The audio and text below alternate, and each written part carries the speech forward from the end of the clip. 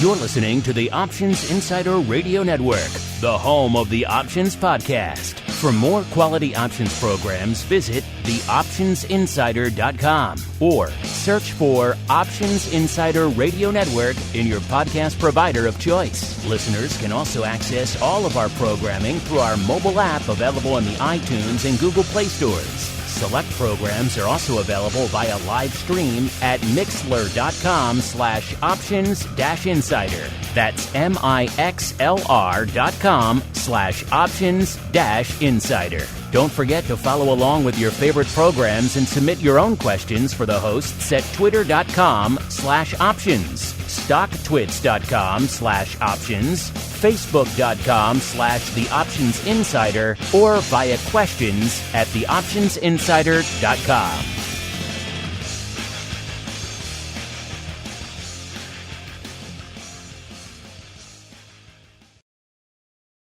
You wanted it, you got it. A radio program that helps teach you options trading inside and out, basic to complex. This is Options Bootcamp. Whether you want to learn how to protect your portfolio, generate income, or even become a master of volatility, the Options Bootcamp drill instructors will break it all down for you. Now, let's get you into peak options trading shape. Here are your Options Bootcamp drill instructors. All right, everybody. That music means we are back once again on the Options Bootcamp Drill Instructor Proving Ground. Yes, it is time once again for Options Bootcamp. My name is Mark Longo from theoptionsinsider.com, as well as, of course, from this fine network. If I sound a little drained, it's because I am hot on the heels of our big election night special here on the network. I'm pleased to see so many of you were able to join us live. We had listeners from all over the world in there live. It's fantastic to see and to hear your questions. I said it before, I'll say it again. You guys are the best audience on the planet. You're insightful, intelligent, respectful, all the things you could ask for from an audience and more. If for some reason you missed it, maybe you're outside the U.S. and you were asleep, even though we had a lot of international listeners joining us, or maybe you just had a bunch of other things going on. It's election night here in the U.S. I get it. Well, we're going to put it out there in smaller, bite-sized chunks for you. The first half-hour chunk just hit the network as we went live with this show. So you can go check that out. It's with myself and Mr. Hausman, the director of risk over there at Swan, as well as Matt from Orats, a.k.a. the Oracle of New Hampshire, a.k.a. the sharp-dressed man in the ZZ Top video, if you've seen some of the Advisors Option episodes. You know what the heck I'm talking about there. So that's the first one. There'll be many more segments to come. We had a slew of special guests joining us, including, I am pleased to say, the black-headed one himself, Mr. Passarelli, a.k.a. the founder of Market Taker Mentoring. Mr. P, welcome back to the program. A, and B, have you recovered from the big election night special? I have. That was very good. There were some really great guests. Those of you who didn't catch it, you should watch watch that episode. Check it out. There was really some great information there. As I recall, you have an outstanding wager with Mr. Uncle Mike. I forget. You were on the side of no outcome, right? I was on the side of no outcome, no concession buy, and I thought I was like stealing it from him by saying midnight last night. I mean, if he would have said by the close of business today, I still would have took the bet. Yeah, well, it seems like that way lies the path to victory. Unfortunately, you only got filled on one of your $499.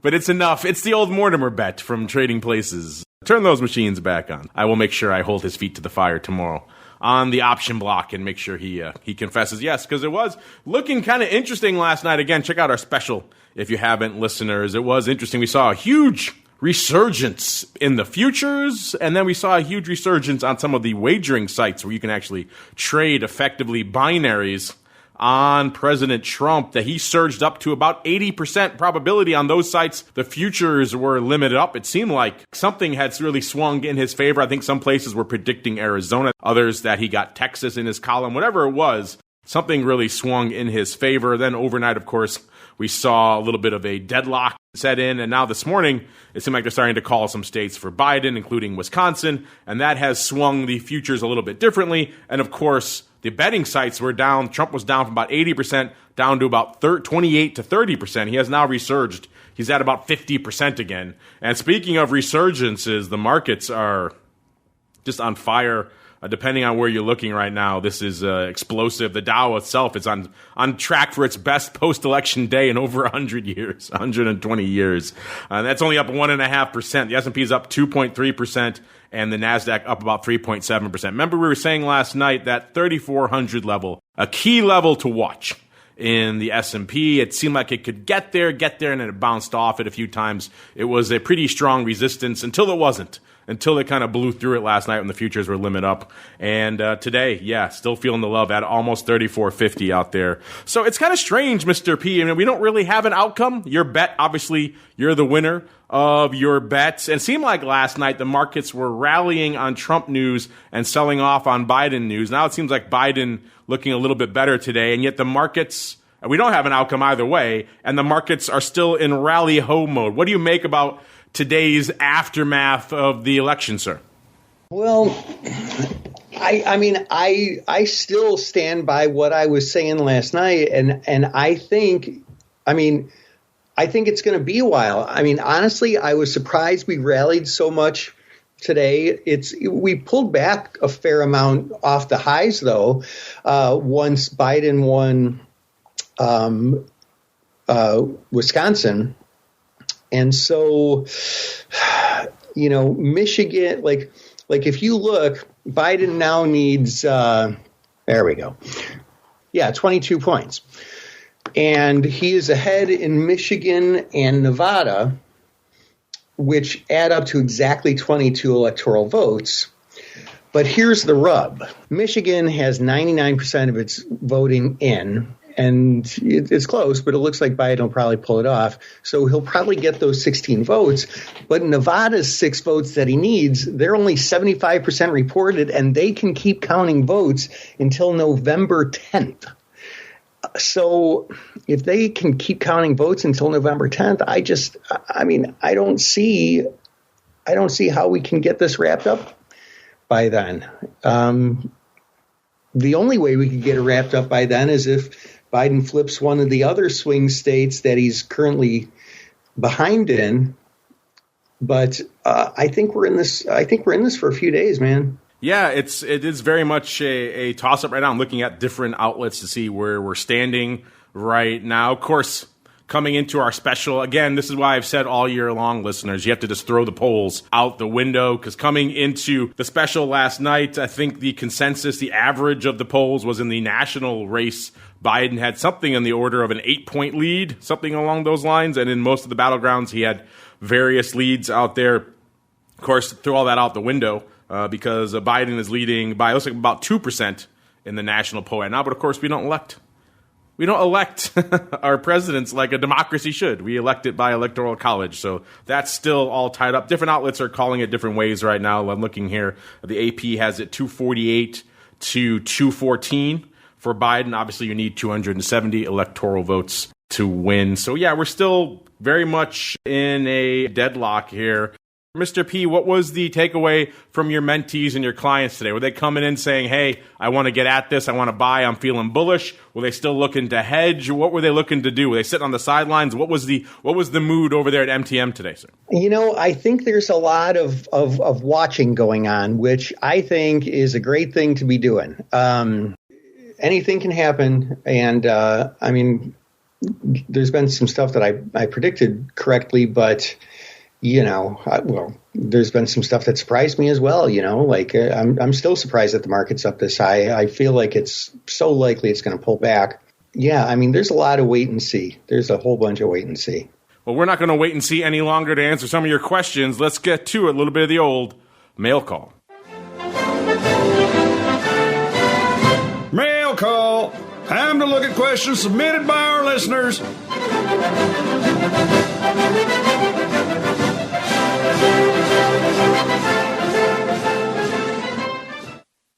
All right, let's get to it. You guys have a lot of questions, understandably so, after this crazy period here in the markets. Let's see how many guys we could squeeze in here. Amazing my voice is still intact here, listeners.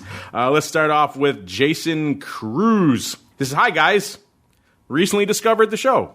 or I should say recently rediscovered the show. So I guess he was a listener, then maybe he fell off for a bit. Now he's back. Either way, Jason, welcome back to the family here. He says, I have a question for OBC. Are deep in the money bull credit call spreads ever worth looking at, or would they just be begging for an early exercise headache? Now I have to go back to catching up on my episodes starting at 2013. Congrats on the great run. Well, thank you, Jason. Yeah, you have a lot of catching up to do, so buckle up. Take your time. It's a lot of content there to enjoy. That's one of the fun things about the network.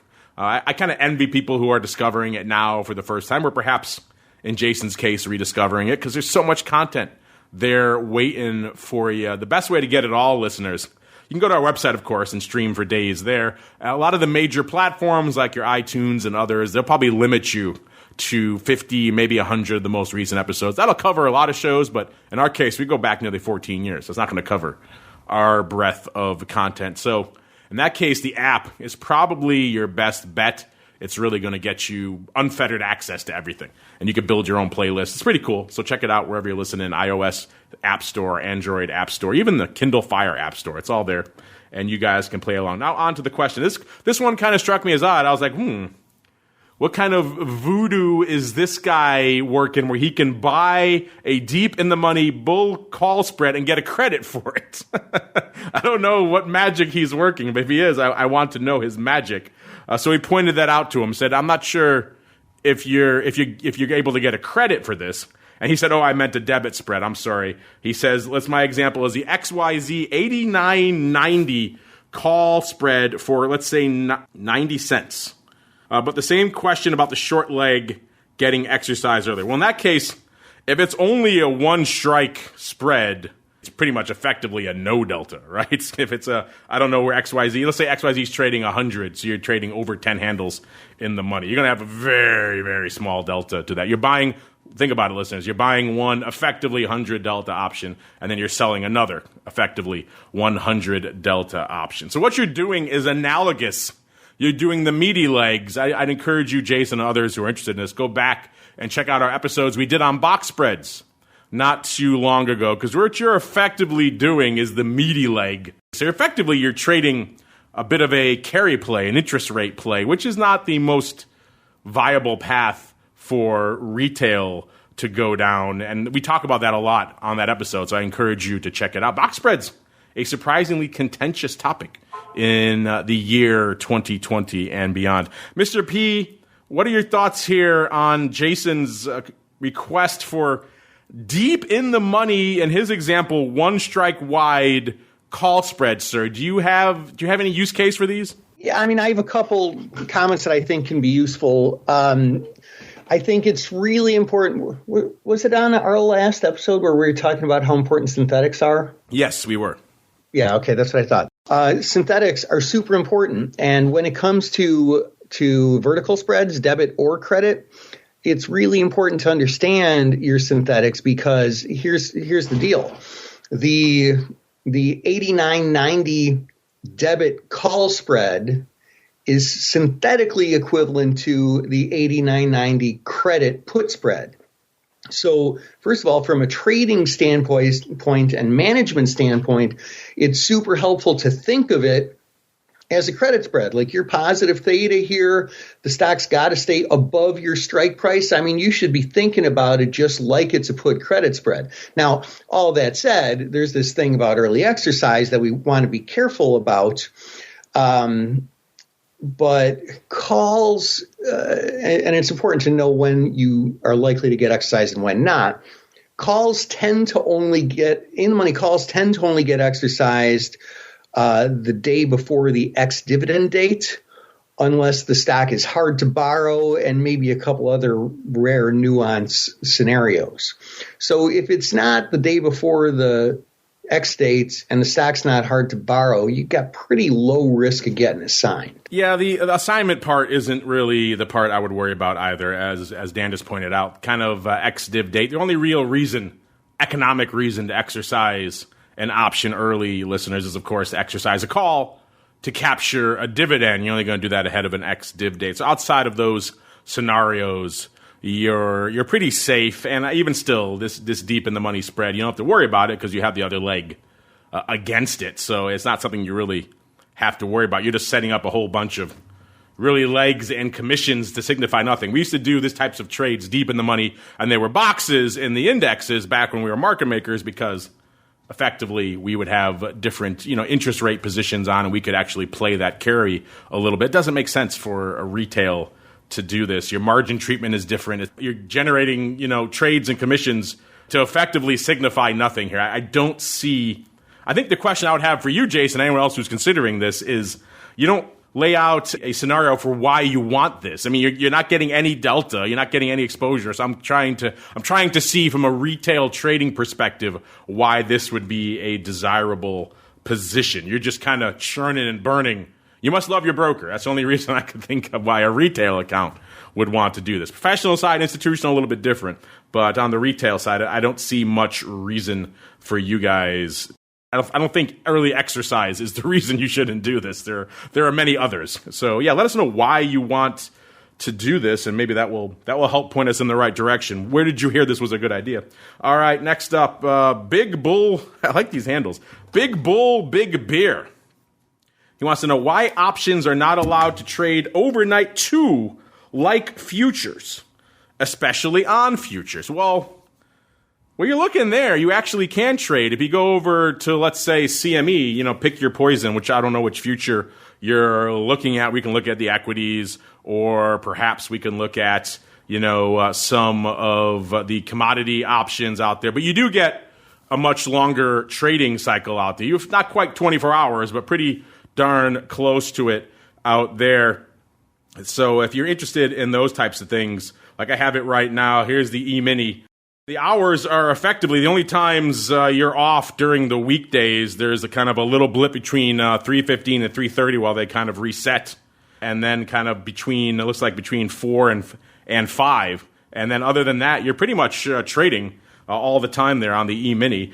So that's what you want. If you want action on those things, I mean, obviously it's going to be a little bit less liquid in different trading hours than they are right in the height of the U.S. trading hours. But I don't know where you're looking and which futures you're looking at. If you're looking for, usually the way we get this question is, hey, how come I can't trade, let's say, Apple options 24/7 the way I can futures and futures options? And in that case, we've had that conversation many times. We've talked to the folks at OCC. We've talked to the various exchanges. We've talked to the brokers. That's a very divisive issue. The retail brokers want it. A lot of you retail customers want access. That would have been nice to have liquidity. Wouldn't have been last night in some outside of the major indices in some of the maybe underlying stocks that you like to trade and the options on those stocks. So that would have been nice in the after hours. There's very much a split down the middle in the equity options world as to whether or not to allow that. It seems like the answer is no for the time being, but hopefully we'll see a little bit more movement on that. But usually when we used to have big conferences like the Options Industry Conference, I would put this question to everybody every year. I would say, why don't we have after hours trading in equity options? And I would get a whole slew of answers. And I encourage you to go check out some of those interviews I've done in the past to see what it is. Everyone's got a different reason why they want it or why they don't. But we have it on the options on futures. It's not so much on the stocks. I don't know, Mr. Dan, this is kind of a frequent talking point for us here on the network. Haven't had this question in a little while, though. Why do you think, I'm going to assume he means why we don't have, after hours trading on equity options. Why do you think we're not there yet, sir? And are you a fan of it? It's hard to say. I mean, I kind of like the opportunity to have a break, I mean, especially, when you and I were down on the trading floor living and breathing, we still live and breathe the markets, but like that intenseness of being a professional trader, like I would have hated to have, it was bad enough to have to scalp stock in the middle of the night sometimes, to get my hedges in, but I think it's kind of nice to have a little break. I mean, that's more of like a social answer rather than a quantitative or economic answer. But I don't know. I wouldn't be surprised if the exchanges one day go for that. I mean, it's such a competitive industry that's scratching for growth wherever they can. I wouldn't be surprised to see it. I haven't heard anybody talking about it recently, but I wouldn't be surprised. That's all I'm saying. Yeah, it seems like once the pandemic reared its ugly head, talk of, 24/7 options trading kind of went out the window. Everyone was busy trying to scramble and make sure what we had was still functioning.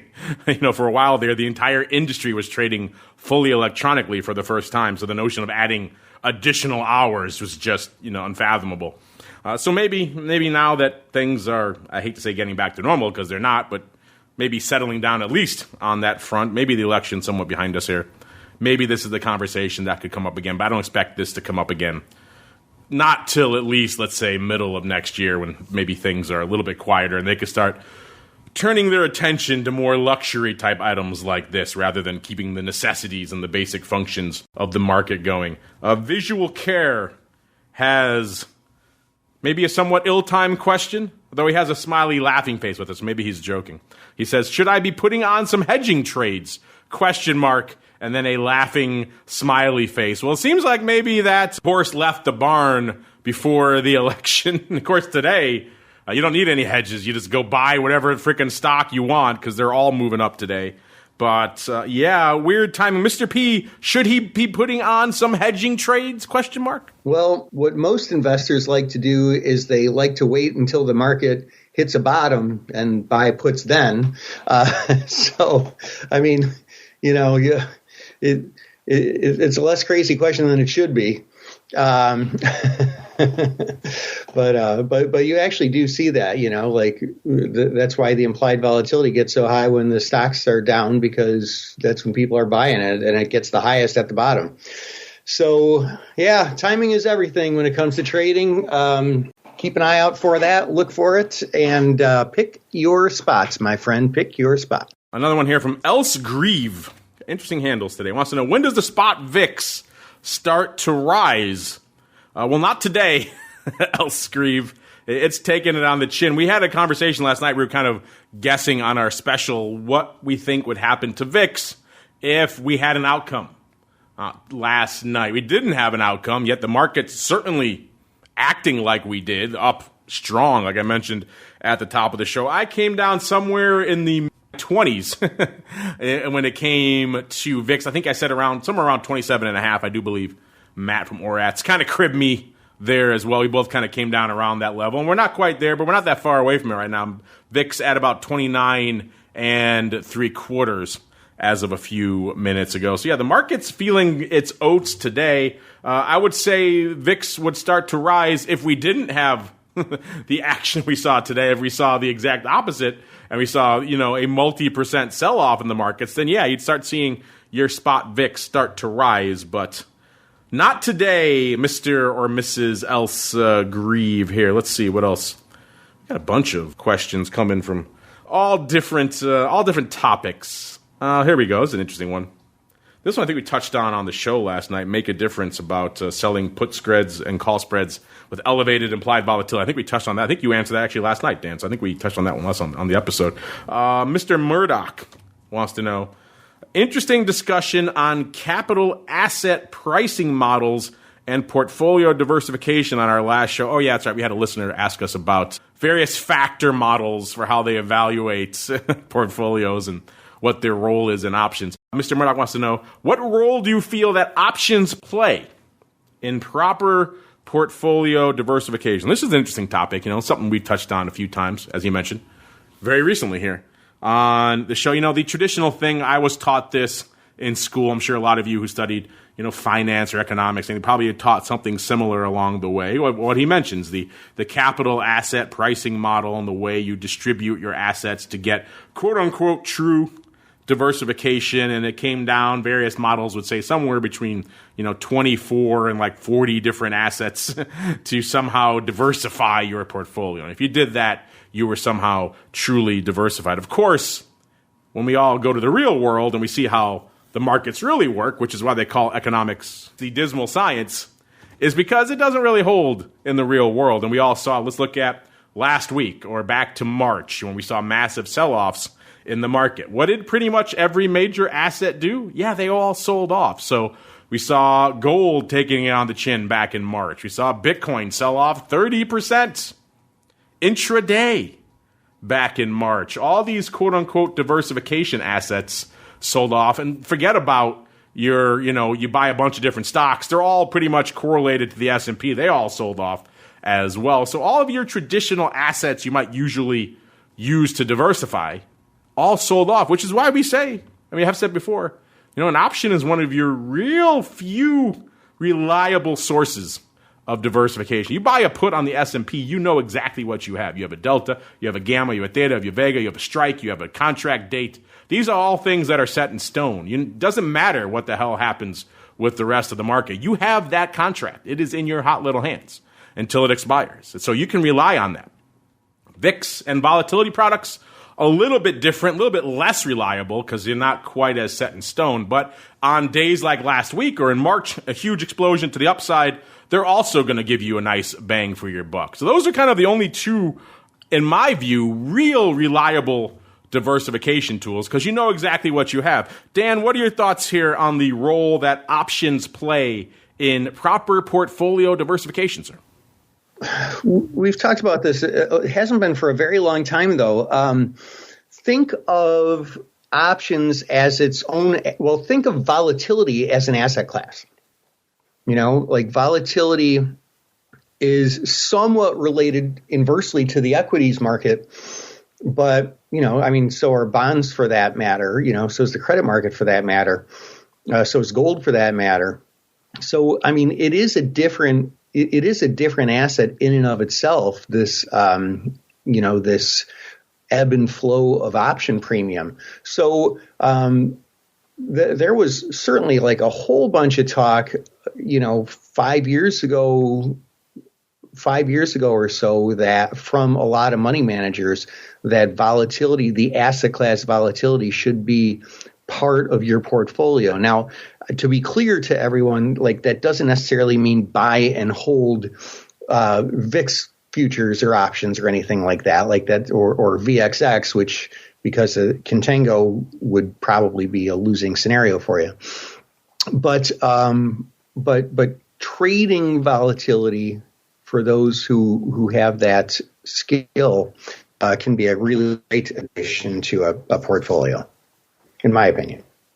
Yes, it is. Listen to the SIBO, they'll call it an asset class, and it certainly does have its own characteristics, which you could argue in that category. And if in times like last week or back in March, those characteristics can be helpful. Let's see, we got time. Let's see if we can squeeze in couple more here. AVR8 has a question kind of like what we just talked about. He says you can trade options on crude oil pretty much all day long, but options on Apple only trade until the close. Why is that? Do you think we'll ever have 24/7 trading for options on stocks? Well, AVR8, see what we just talked about a few minutes ago. We kind of had that exact same question out there, but we appreciate you writing in nonetheless there. Mr. Who was it who beat you to the punch there?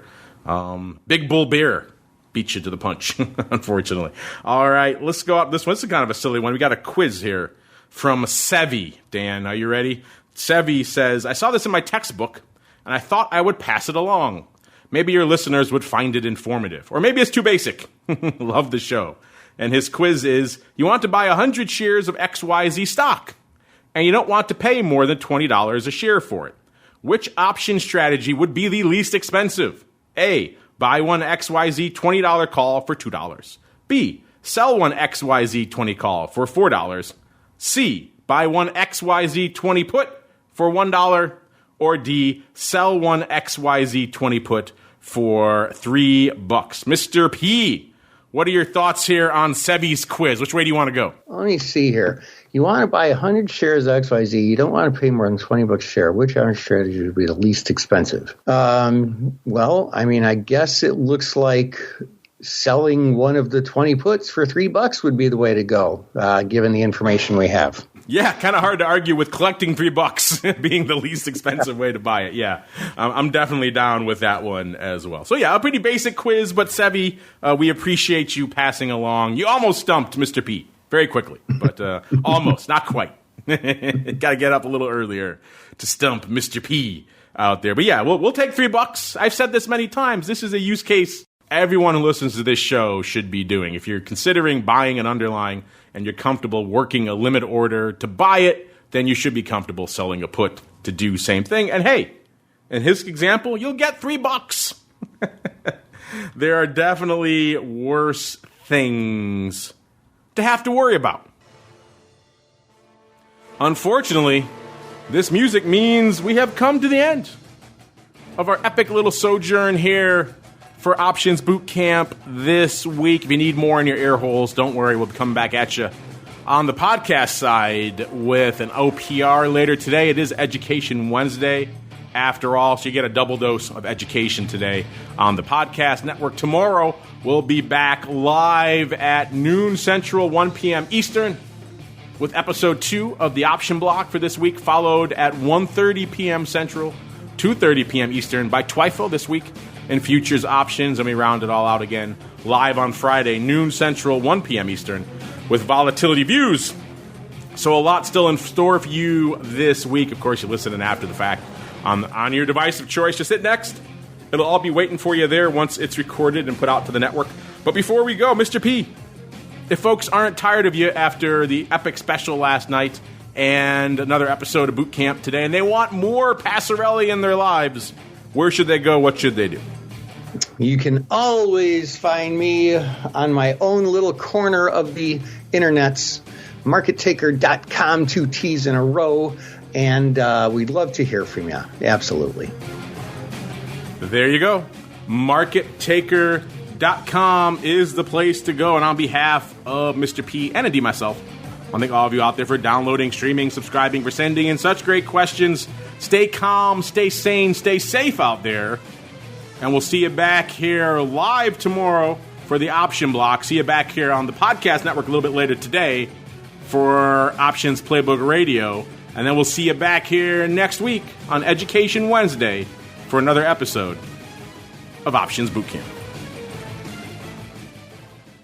You're listening to the Options Insider Radio Network, the home of the Options Podcast. For more quality options programs, visit theoptionsinsider.com or search for Options Insider Radio Network in your podcast provider of choice. Listeners can also access all of our programming through our mobile app available in the iTunes and Google Play stores. Select programs are also available via live stream at mixlr.com/options-insider. That's mixlr.com/options-insider. Don't forget to follow along with your favorite programs and submit your own questions for the hosts at twitter.com/options, stocktwits.com/options, facebook.com/theoptionsinsider, or via questions at theoptionsinsider.com.